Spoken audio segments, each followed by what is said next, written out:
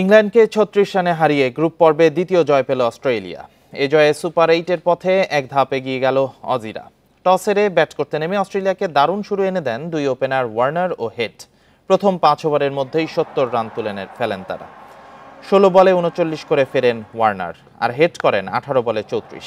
এরপর Marsh, Maxwell, স্টয়নিসের batting নৈপুণ্যে ৭ wicket হারিয়ে ২০১ run তোলে অজিরা। এবারের আসরে প্রথমবার কোনো দল ২০০ রানের দেখা পেল। রান তারা ইংল্যান্ডের শুরুটাও দুর্দান্ত। ৩৭ রান করা সল্ট ও ৪২-এ বাটলার কাটা পড়লে রানের গতি কমে আসে। মঈন আলী ম্যাক্সওয়েলের ১ ওভারে ৩ ছক্কা মেরে আশা জাগালেও এরপর বেশিক্ষণ টিকতে পারেননি। শেষ পর্যন্ত ইংলিশদের সংগ্রহ দাঁড়ায় ৬ উইকেটে ১৬৫ রান।